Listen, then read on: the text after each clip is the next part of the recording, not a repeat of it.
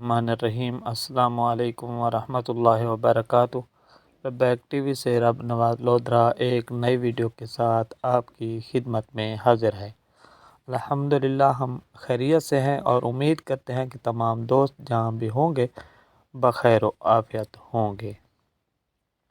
اگر آپ ہمارے چینل پر نئے ہیں تو ہمارے چینل کو سبسکرائب کر لیں تاکہ ہماری ہر نئی آنے والی ویڈیو آپ تک پہنچ سکے۔ تو آئیے ویڈیو کا آغاز کرتے ہیں۔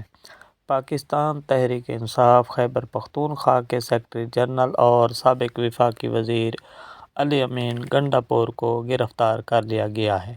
علی امین گنڈاپور نے جمعرات کو پشاور ہائی کورٹ کے ڈیرہ اسماعیل خان بنچ کے باہر پولیس کو گرفتاری دی۔ چیئرمین پاکستان تحریک انصاف اور سابق وزیر اعظم عمران خان نے علی امین گنڈاپور کی گرفتاری کی سخت مذمت کی ہے۔ جمعرات کو سماجی رابطوں کی ویب سائٹ ٹویٹر پر ایک بیان میں عمران خان کا کہنا تھا کہ آج پورے پاکستان میں جنگل کا قانون ہے۔ انہوں نے مزید کہا کہ پی ٹی ایم اور اس کے سرپرست تحریک انصاف کے کارکنوں اور قائدین کے تعاقب کے ایجنڈے پر کاربند ہیں۔ سابق وزیر اعظم کا کہنا تھا کہ ضمانتوں کے باوجود علی امین گنڈاپور کو گرفتار کرنے کا فیصلہ پہلے ہی سے کیا گیا تھا۔ انشاءاللہ انتخابات میں پی ڈی ایم کو شکست فاش دیں گے۔ گرفتاری سے قبل میڈیا سے بات چیت کرتے ہوئے علی امین گنڈاپور نے کہا کہ مجھے پولیس پر بالکل اعتماد نہیں ہے۔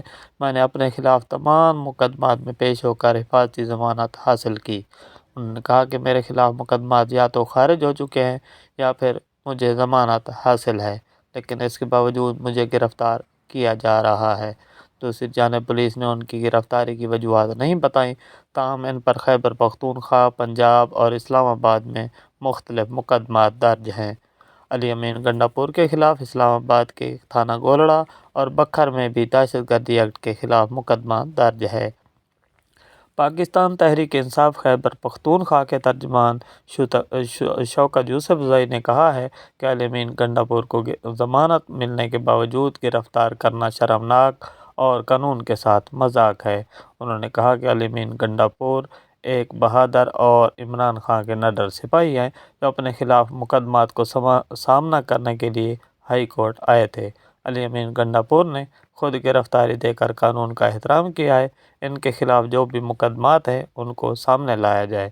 شوکت یوسفزئی کا کہنا تھا کہ علی امین گنڈاپور ایک سیاسی کارکن ہیں اور ان پر کسی قسم کا تشدد اور زیادتی برداشت نہیں کی جائے گی۔ تو اس بارے میں آپ کی کیا رائے ہے؟ کمنٹ سیکشن میں اپنی رائے کا اظہار ضرور کریں۔ ملتے ہیں نیکسٹ ویڈیو میں، تب تک کے لیے اللہ حافظ۔ پاکستان زندہ باد۔